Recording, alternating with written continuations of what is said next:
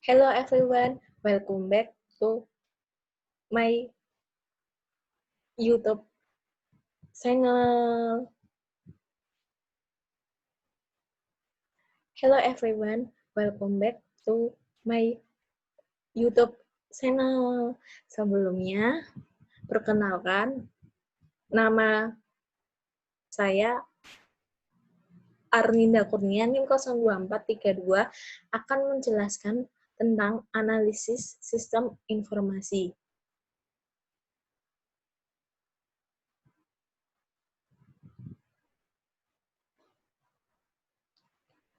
Sistem ini saya beri nama dengan APD atau Sistem Penjualan APD Kesehatan Store Healthy.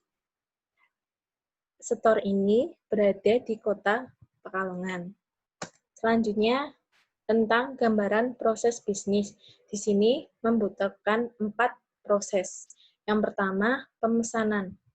Customer dapat melakukan pemesanan jika customer sudah login ke dalam sistem dengan klik menu login, lalu mengisikan formulir pemesanan produk melalui aplikasi WhatsApp. Kemudian, penjual akan menginputkan data pemesanan tersebut ke dalam menu pemesanan. Langkah yang kedua atau proses yang kedua adalah proses pembayaran. Pembayaran ini dapat dilakukan ketika customer sudah selesai memesan barang, kemudian customer akan menerima surat tagihan yang berupa kode pembayaran dari penjual. Selanjutnya adalah proses pengiriman. Proses pengiriman ini dapat dilakukan ketika customer sudah selesai membayar pesanan lalu mengirimkan bukti pembayaran tersebut ke seller, lalu seller akan mengisikan data di menu pengiriman, lalu mengemas barang dan mengirimkan produk tersebut.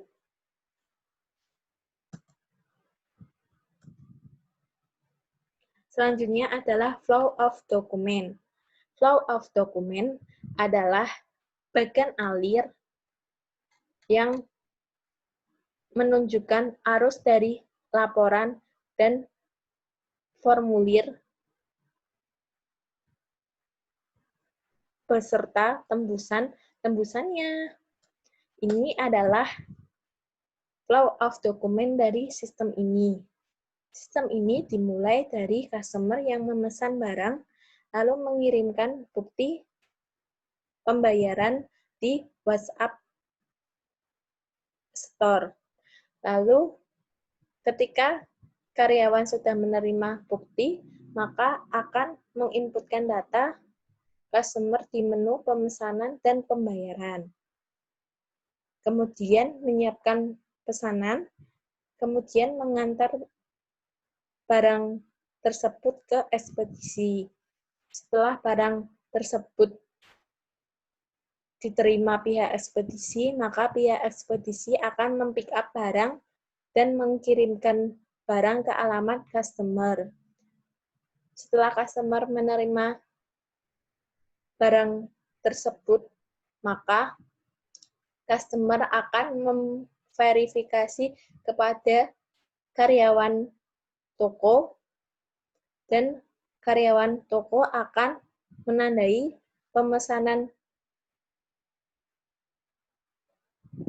itu telah selesai di menu pengiriman. Lalu, seller atau penjual akan membuat semua laporan selain laporan barang dan laporan bestseller. Karena laporan barang bestseller ini akan secara khusus dibuat oleh pemilik toko. Lalu, laporan itu diterima dan dianalisis, kemudian membuat laporan barang bestseller untuk kepentingan toko dan untuk kepentingan customer agar tidak bingung saat memilih barang.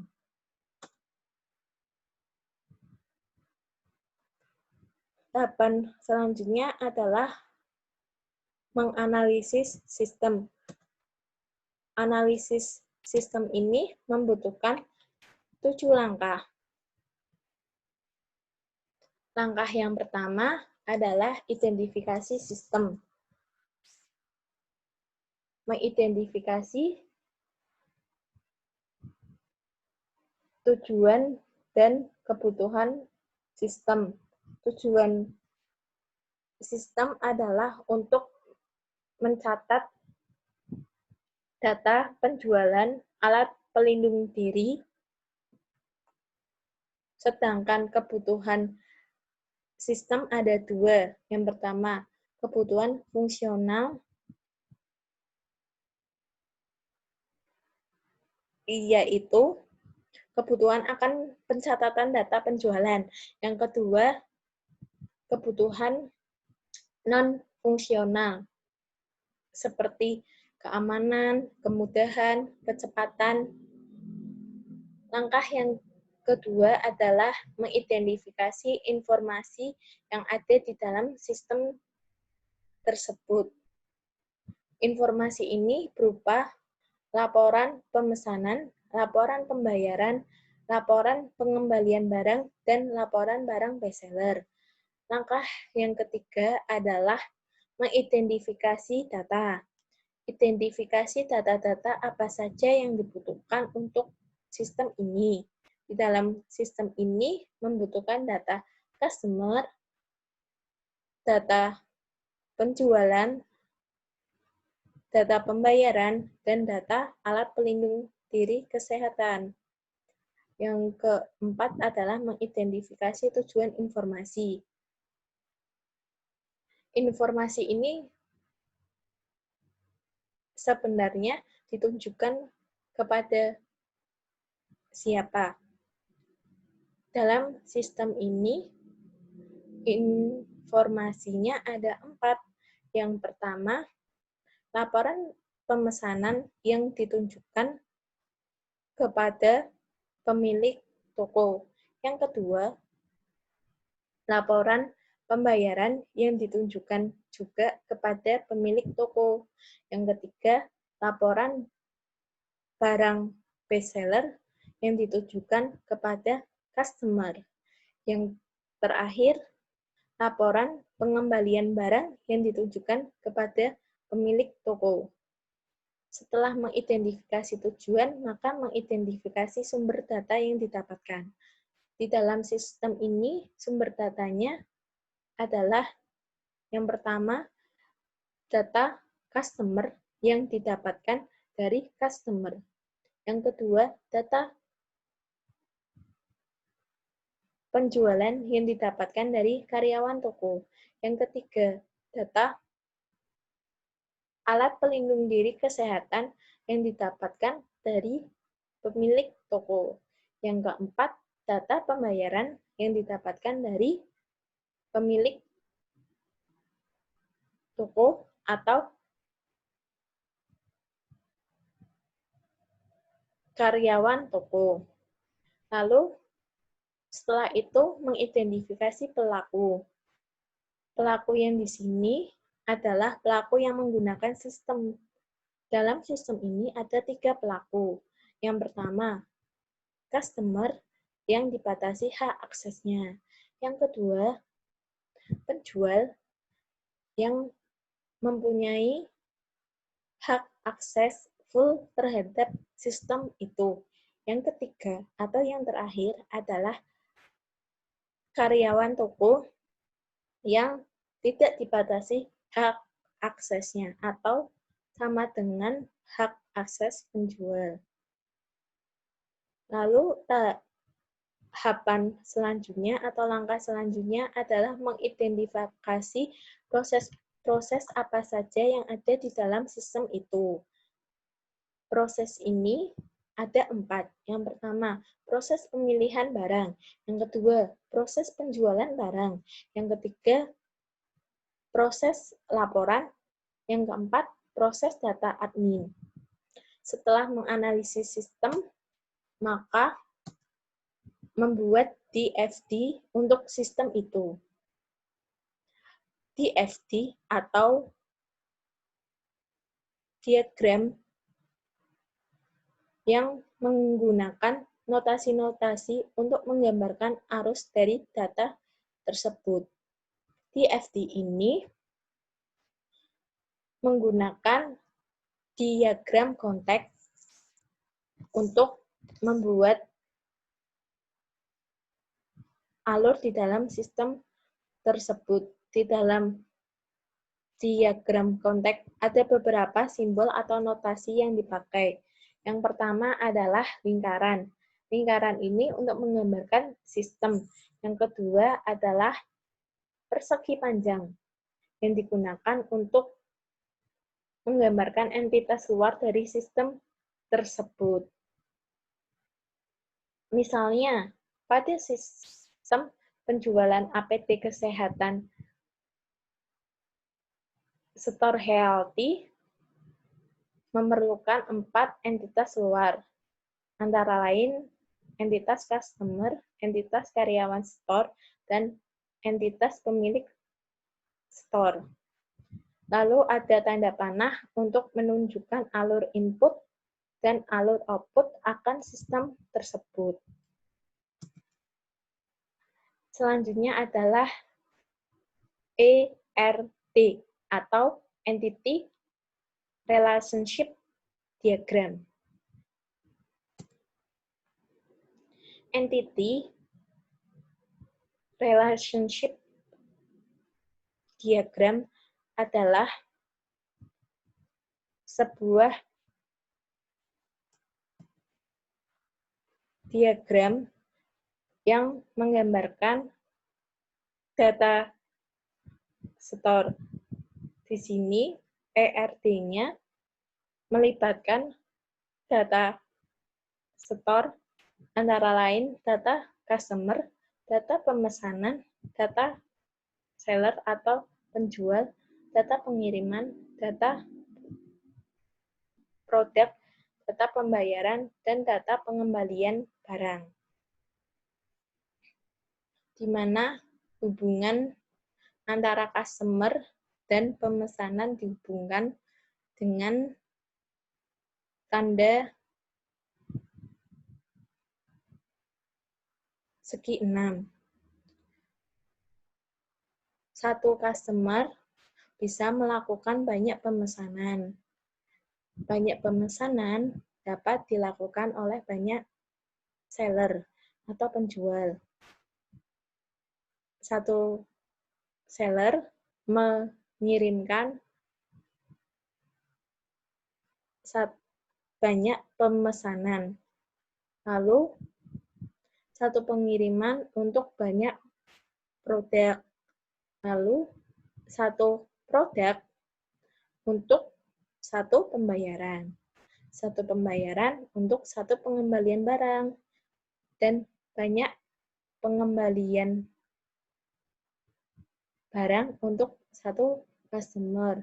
Ini artinya satu customer bisa mengajukan beberapa pengembalian barang jika memenuhi syarat.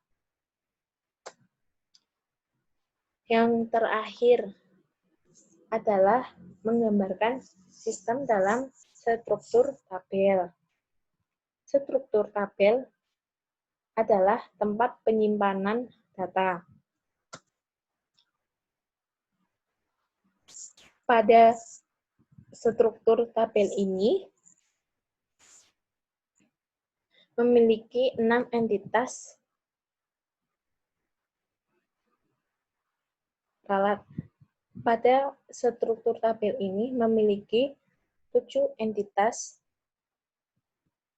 yang terdiri atas customer, pemesanan, seller, pengiriman, produk, pembayaran, dan pengembalian. Dan Setiap entitas memiliki masing-masing data atau basis data. Selanjutnya adalah manfaat pembuatan perancangan sistem ini. Jika sistem ini dibuat, akan bermanfaat baik bagi penjual maupun customer. Bagi penjual, yang pertama, menaikkan omset penjualan. Karena dengan penjualan online akan menambah produk yang dibeli oleh customer.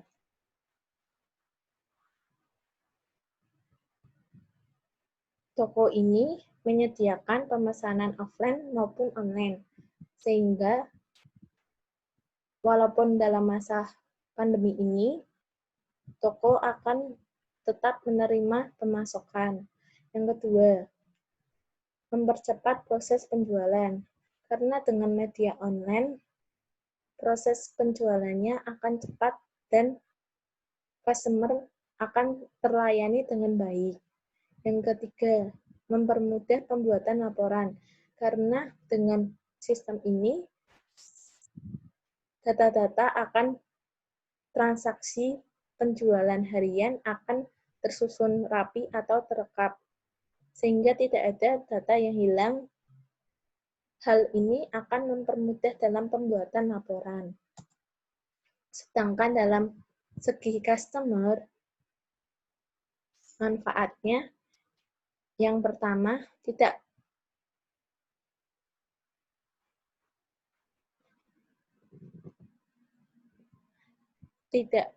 perlu antri untuk membeli produk, karena pembelian produk dapat dilakukan di dalam rumah dan customer tidak usah lagi ke toko jika customer mager untuk jalan. Yang kedua, dengan pembuatan sistem ini, maka customer bisa pesan sewaktu-waktu. Hal ini dikarenakan tidak mengenal tempat dan waktu untuk pemesanannya. Yang ketiga, sistem pembayarannya bervariasi. Pembayaran akan produk ini tidak mengharuskan customer untuk membayar dengan uang tunai, tetapi pembayaran ini akan disesuaikan dengan media pembayaran yang diinginkan. Media pembayaran ini bisa melalui transfer antar bank ataupun lewat supermarket. Yang keempat adalah hemat tenaga, waktu, dan biaya transportasi. Karena dengan sistem ini, customer hanya memakai data seluler untuk mengaksesnya, sehingga tidak memerlukan tenaga, waktu, dan biaya transportasi. Hal ini akan menyebabkan kenyamanan bagi customer itu sendiri. Terima kasih atas perhatiannya. Kurang lebihnya saya mohon maaf. Semoga video ini bermanfaat untuk kalian.